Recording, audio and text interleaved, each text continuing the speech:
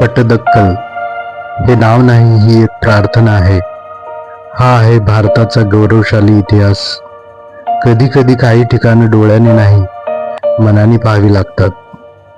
मलप्रभा नदीच्या काठावर उभं राहिलेलं ते शांत गाव कधी काळी सम्राटांच्या पावलांचा आवाज ऐकत होतं. इथे राजांचा राज्याभिषेक व्हायचा, मुकुट डोक्यावर चढायचा, पण आधी देवांच्या चरणाशी मस्तक टेकायचं. राजा होण्याआधी इथे माणूस म्हणून होण्याची शपथ घेतली जायची. 7व्या आणि 8व्या शतकात चालुक्य राजांनी दगडात स्वप्न कोरली. विरूपाक्ष मंदिर. विरूपाक्ष मंदिर पाहताना हृदय दडपून जातं. विजय मिळाल्यावर राजा विक्रमादित्य दुसरा हा अहंकारात बुडाला नाही. तो देवाकडे आला आणि म्हणाला, हा विजय माझा नाही, हे महादेवा, हा विजय तुझा आहे. रामायण महाभारत या भिंतीवर कोरलेला आहे. पण खरं सांगायचं तर इथं कोरली आहे माणसाची नम्रता. इथे फक्त मन गप्प होत नाही.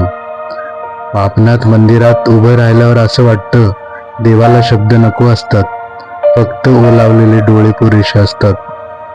आज आपण या मंदिराकडे पाहतो, फोटो काढतो, व्हिडिओ बनवतो, पण त्या दगडांना आपल्याकडे पाहून काय वाटत असेल? ते जर जिवंत झाले तर त्यांचा सुवर्णकाळ नक्कीच आजच्या पिढीला सांगतील आणि म्हणतील, हे सर्व सगळे पुढे गेले पण आम्ही इथेच आहोत. आम्ही आमच्या भारतभूमीचा इतिहास सांगण्यासाठी आतुर आहोत. पटदक्कल अजूनही उभा आहे. वादळं आली, आक्रमण झाली, अनेक राजसत्ता आल्या गेल्या, पण देव आणि श्रद्धा आजही इथेच आहेत. दगड झिजले पण भक्ती नाही झिजली. जर कधी मन खूप जड झालं असेल तर पटदक्कलला या. इथे मंदिर नाही, इथे तुमचं मन शुद्ध नक्कीच होईल.